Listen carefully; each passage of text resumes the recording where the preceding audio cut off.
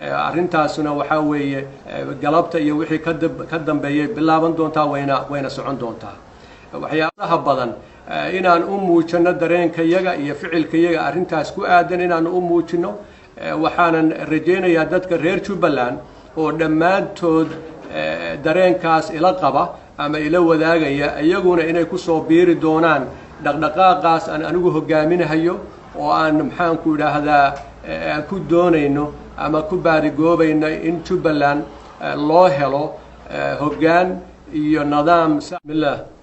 salatu wassalamu ala rasuulillah waxaan halkan jeclahay inaan salaan iyo baaq aan uga diro dadka Soomaaliyeed gaar ahaan dadka reer Jubbaland waxaan ku sugnahay magaalada Kismaayo oo aan soo gaaray saaka abaaro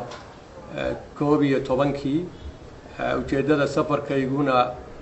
waxay ku aadanayd inaan helo dokumentiyadii ama waxyaabaha hordhaca u ah kursigii 072 oo aan u tartamayay isla markaan soo gaaray magaalada Kismaayo isla markiiba waxaan abaaray meeshii maxaan ku idhaahdaa loo madlay ama loo asteeyay in laga qaato warqadihii amniga markii aan meeshii gaadhayna waxaa la ii sheegay inaan wax warqada la isiin doonin hay'adihii amniga waxaan la sameeyay xidhiidh waxaan la hadlay ninka ugu sarreeya waxaan u sheegay inaan doonayo inaan kursiga u tartamo maalinta berri doorashadiisu dhici doonto waxaana ay ka gaabsadeen in warqadaas la isiiyo sidoo kale waxaan mar labaad abaaray aan aaday meeshii lagu gundoonsiinayay shahaadooyinka dadka u tartamaya muxuu ahaa kursigaas iyagana sidoo kale waxaan ka codsaday ana u sheegay inaan u tartamo inaan candidate u ahay kursigaas waxaana ka codsaday in warqadihii shahaadadii aan ku tartami lahaa aan ka helo nasiib darro sidoo kale waxay ku adkaysteen in aan keeno warqadihii amniga sidaa darteedna aysan ogolaanayn inay wax warqad ah oo maxaan ku shahaado aynay siinaynin ilaa iyo inaan warqada amniga la imaado mooyaane xaaladdu hadda halkaasay maraysaa taa ka sokow odayaal la yidhi waa odayaal nabadoonno ah oo waxba ka jirin oo intooda badan 80% fayg ah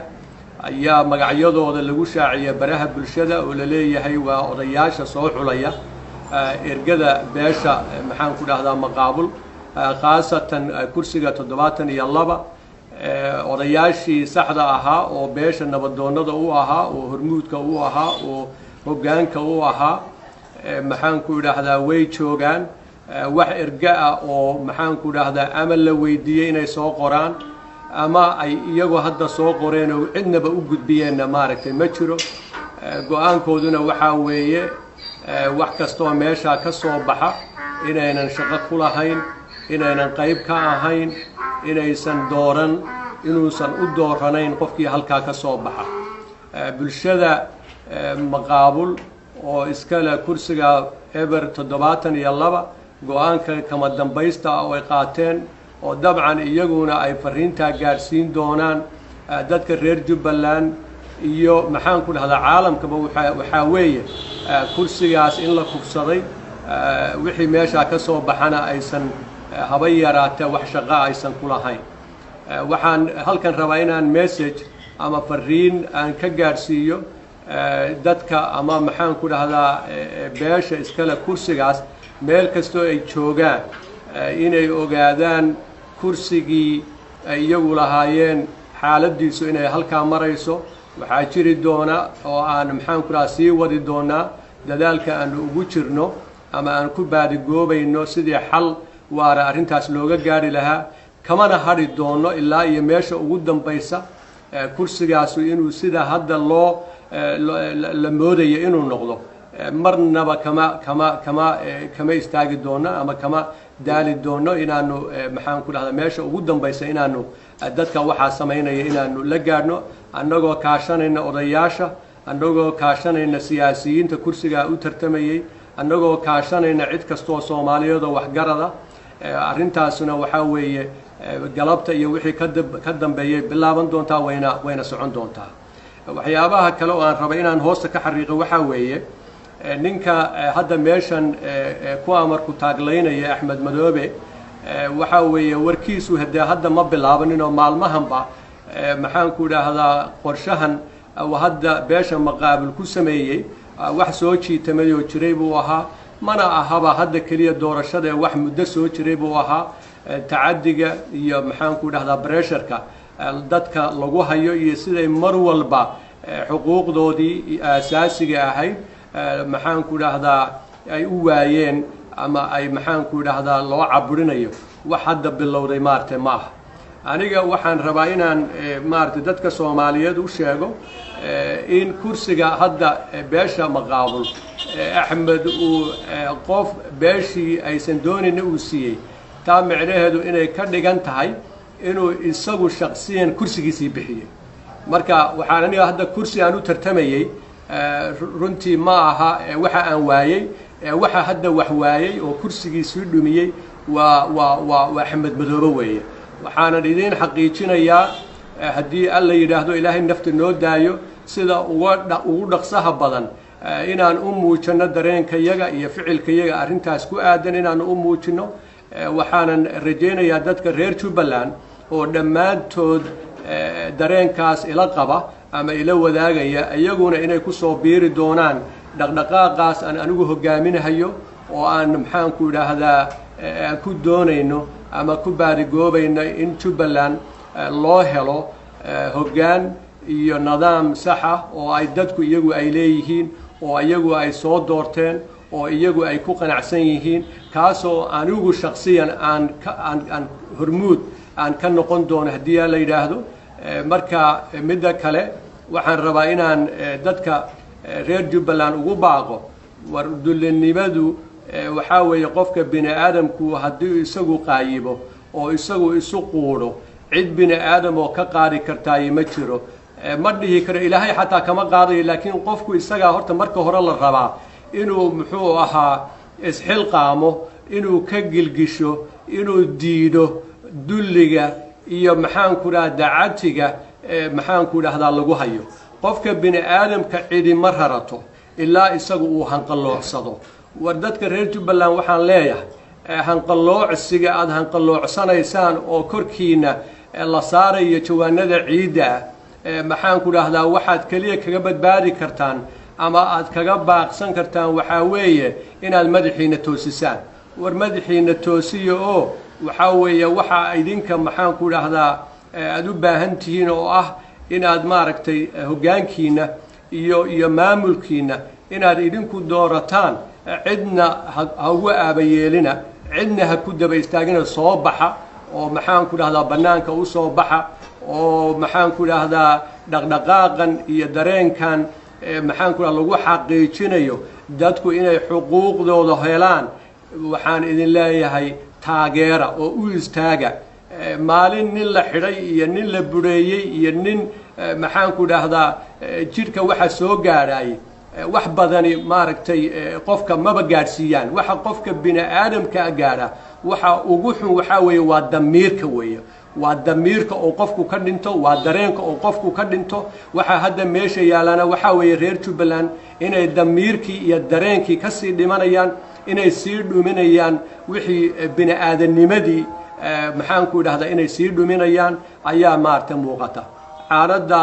dabadooda la qabtaa anigu waxaan qabaa in maxaan ku dhahdaa ifafaalaha ii muuqda uu muujinayo in haddii loo adkaysto ama lagu sii jiro marxaladan waxa ka dhalan karaa inuu noqon doono maxaa layga soo heli bariba waan habaabi oo ay ka dhigan tahay marxaladihii Jubbaland soo martay oo rag fara badan oo marar badan ku naalooday inay maalmo xukumaan Kismaayo ka bacdina markii ugu dambeysay xaaladoodii wixii ay ku dambeysay aynu isla wada garanayno inay ku dambayn doonto haddaynaan maanta ka hortegin marxaladaas inoo wada muuqata ninbaa waxaa laga sheegay magaalo hal foolanaysaabaan garan jiray ma magaalo foolanaysaan garan waayey marxaladda maanta Jubbaland ay ku jirto oo ay ku sugan tahay waa mid u baahan hiil waa mid u baahan hoo waa mid u baahan in loo istaago waa mid u baahan in loo midoobo reer Jubbaland khaasatan waxaan leeyahay aniga beesha aan ka soo jeedo ee kumade waxaan ugu baaqayaa war waxa weeye marxaladda maanta aan ku jirna haddii aynaan wax ka qaban war waxaan idiin sheegayaa meel fog inaynu ka baadigoobi doono wartanoo kale waa ina soo martay waana eednay wartanoo kale waa beelaha kale Soomaaliyeed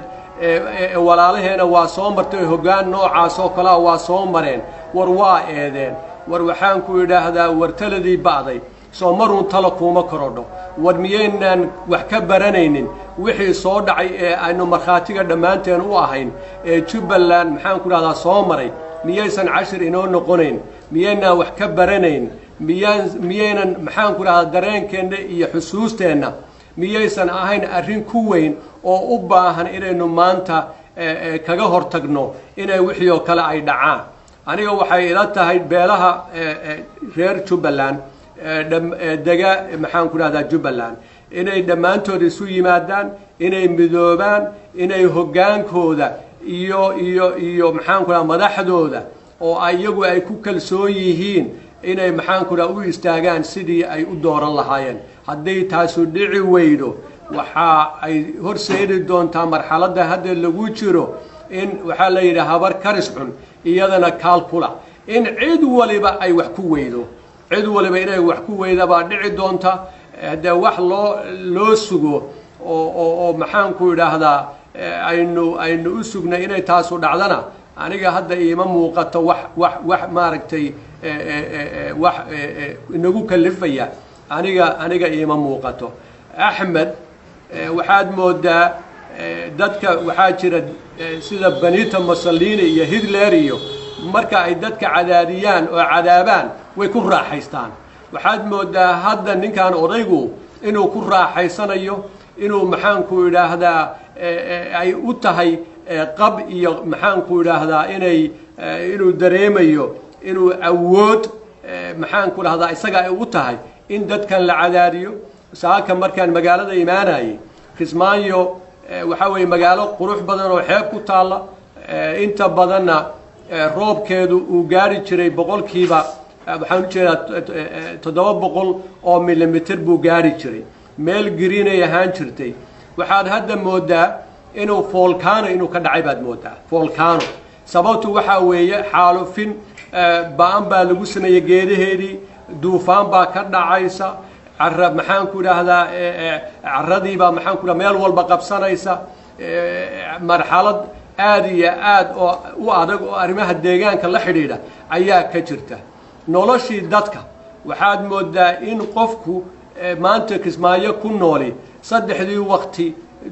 qofku waxay dhigeen saddex waqti maana dab shidan waxa weeye toddobaad inaan dab la shidan baa la marayaa waxa weeye in yar oo 2 3 4 qof oo aad u kooban ayaa ka nool war maxaan ku idhaahdaa waxaanad moodaa inay dhici doonto qalfoofka bini'aadamku meel la maray in la waayi doono haddii hadda ay sidan maaragtay gaajada iyo dadka maxaan ku idhaahdaa abaaruhu ku dhaceen meelihii ay joogeen ka soo qaxay ka soo hiloobay moodaya Kismaayo inay nololi maartay uga soo horeysay oo kuwii iyagu ku noolaa oo deganaa iyagu marxaladda aan hadda ka sheekeynaya ay ku sugan yihiin oo maamul maanta maxaan ku idhaahdaa u taagan uusan jirin warada maxaan ku idhaahdaa dadkanu miyaysan ahayn dad ilaahay abuurtay oo caqli iyo dareen la miyaysan ahayn war waxaan leenahay inta maxaan ku idhaahdaa waxgaradka ee Soomaaliyeed waxaan u muuqdaan oo isu imaada midooba anigu kolley waxaan jeclahay inaan arrintaas maartay u istaago si shakhsiyana team kasta ama dad kasta oo arrintaas ka mid noqon doonana aan maxaan ku idhaahdaa ka mid noqdo insha Allah waxaan hadalka ku soo gabagabeynayaa xaaladda kursigaas 072 waxaan jeclahay inaan idiin sheego idiin xaqiijiyo meel kasta ilaa iyo tallaabada ugu dambaysa inaan maaragtay inaan la gaari doono beeshuna iyadoo midaysan oo wada jirta inay u istaagi doonto in sida axmed uu u malaynayo inaysan noqon doonin insha allah biidnillaahi kariim hadalku wuu sii socon doonaa siyaasiyiin kale oo aanu maxaanku idhaahdaa kursigan ku wada tartamaynay amaan u wada tartamaynay oo fara badan oo marxaladan iyagana ku dhacday ayaanu ra'yigan iyaga si guud aanu u cabiri doonaa odayaashuna sidoo kale ra'yigooda arrinta ku aadan iyaguna way cabiri doonaan si ay dadka Soomaaliyeed uga dhargaan oo ay u ogaadaan inay hawsha meesha ka socotaay ay tahay maxaanku idhaahdaa ay tahay wax runtii aan loo dulqaadan karaynin waxaa si gooni ah aan isleeyahay waxaa iyada oo la isla qabo marxaladda hadda lagu jiro wuxuu yidhi nin baa dabayl xun yaa wuxuu war meeshu dabayl badana wuxuu yidhi adigu miyaad u faruuranta waxaad moodaa waxa la isla qabo oo dhibaatada guuda annaga maxaanku idhaahdaa beeshan hadda kursigan iska leh si gooni ah ayay ugu faruuran yihiin si gooni ah ayay ugu nugul yihiin si gooni ah ayay ugu jilicsan yihiin si gooni ah ayaa loo taarget garaynayaa si gooni ah ayaa maxaanku idhahdaa isha loogu hayaa sababtuna wax kale maartay ma aha sababtu waxaa weeye waxaa dareena laga qabaa in ay yihiin dad maxaanku idhaahdaa garanaya ama ay u muuqato maanta waxa Jubbaland ka taagan sababta ay victimka u yihiin waa sababtaa weeye laakiin taasi waxba in maartay cadaadiskaas iyo dhibkaasu kama leexin doona ujeedadooda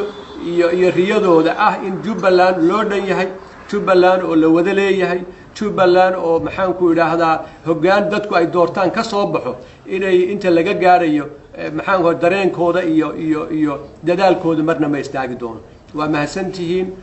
جزاك الله خيرا